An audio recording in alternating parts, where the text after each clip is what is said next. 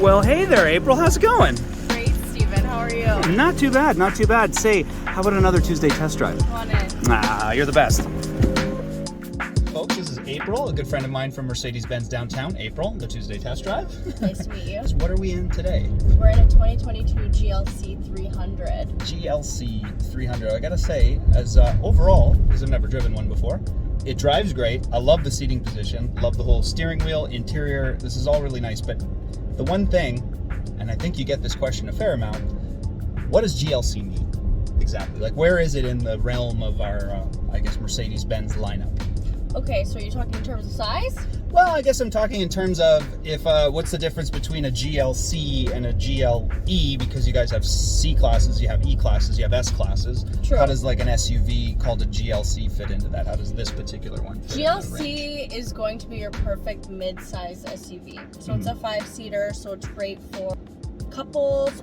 It's on the smaller side of the SUV family from Mercedes-Benz. Right, so this is gonna, like, even just, I parked it a moment ago, it's like parkable like a car. Correct. But you don't have that SUV size, but I still notice there's a trailer hitch at the back, so yeah, you can hook it up, it's got utility as well. Exactly, absolutely, yeah. There's room, folding seats, all the safety features, nice and spacious in here, you can feel. Yeah, absolutely. And this one is actually a coupe.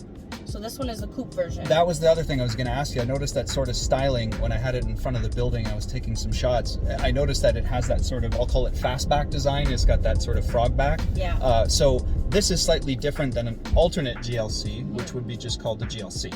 Correct. And that's that one that GLC300. It's GLC300, which looks a little bit more like your kind of like traditional SUV, we'll say. Exactly. Yeah. Okay. Yeah. All right. Well, this one kind of looks like it's got its baseball cap on backward.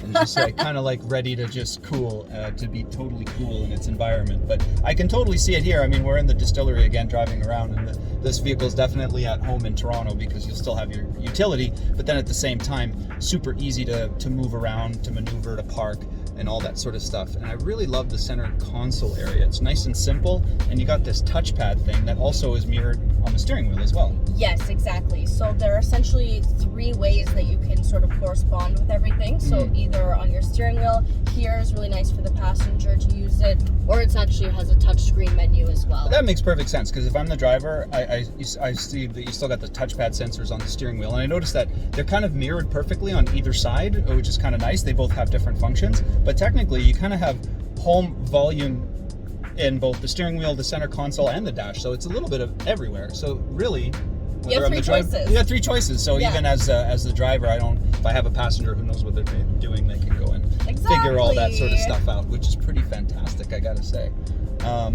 Very cool. Handles nicely. It does have a very nicely. I just love how it's got a very light steering actuation, which I really like, which means you can kind of throw it around. And it's definitely a car that, you kind of feel, I say car, it doesn't feel like a sport utility to me or a sport activity vehicle. It definitely feels like a very sporty car. Even the steering wheel has that sort of racy kind of a feel and whatnot, which is pretty great. Of course, it's Mercedes-Benz. That's a good point. And I noticed there's a lot of manufacturers doing it as well, but it's the ambient lighting. Now, we're not shooting at nighttime, but if we did shoot at night, I'm trying to get a shot here of it, but you can see that sort of soft, in this case here, it was like a green-blue light, I guess you could say. Yeah. Is that one of those ones that you can also change as well? I noticed it's at the door handles, it's always in the areas of wherever you're going to find and look for things. Right? Exactly. So if that's something that's important to you, which for a lot of people it is, it has 64 colors. 64? Yeah. Right. Yeah, you can change whatever color you like, whatever you're feeling. Inside the vents, they all have lighting as well. I noticed as well, yeah. Excellent, yeah. Super fun. People love that. Well, I think that's one of the nice things about having all these options on these cars is that you get to kind of tailor them to what it is that you kind of like or what it is that you want to have in your vehicle, whether it's a sports settings on the suspension systems or whatever it is as far as comfort, convenience, features, lock system stuff, all that sort of stuff. Auto start stop, which just began right now, which I'm sure you can't really hear, but as with a lot of I find the Mercedes-Benz systems, it's really hard to tell they're running. And I think that's what's so great about them. Even with the laser guide at the front, I love that they take the extra to put it behind the emblem, so you get that sort of glossy Mercedes-Benz emblem, not just another panel somewhere or whatever. Everything's very well designed. Well designed, well thought out. Absolutely. And this one here, this one's a 2022. So this has which engine?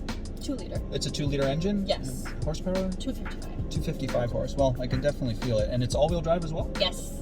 Yeah, a little bit of everything then. See? It's perfect. What wouldn't you want? What else is left? Everything's in here. It's very luxurious. Yeah. Very easy to use. Very, very safe. Safety is the biggest thing too. Yeah, it's definitely a very, very safe vehicle, as with many and all the Mercedes-Benz vehicles. The products are safe, and I got to say, as I was taking a look at the car and doing some exterior shots of it, Mercedes-Benz is never afraid to put chrome on a car. Mm-hmm. And there's a lot of accenting on the car on the outside, which makes it look great. The shots outside the building, I think, made it look... you're certainly not going to mistake this car for anything else than a Mercedes-Benz. Exactly. That's for sure. That is for sure. The best or nothing. The best or nothing. Absolutely. Not Mercedes-Benz. And the best or nothing, April Turgeon. Mercedes-Benz downtown? Yes. Yes. Toronto. Mercedes-Benz downtown Toronto, That's right the in the one. heart of it. And what's your email address again?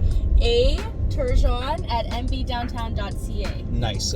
We'll put the information in the video so people can check it out. And if you do have a question, or perhaps you want to buy a Mercedes-Benz, you can definitely talk to April or the good folks at Mercedes-Benz downtown Toronto, part of the A1 Auto Group. Yes.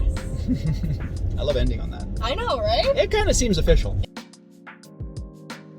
Right? It's too beautiful in here. It is, yeah, no, definitely. This really is more of is. an espresso cappuccino latte kind of a vehicle. Yes. That's for sure. I wonder if this is my hair tie. I think that's my hair tie. Oh, actually. Thank you very much. Okay.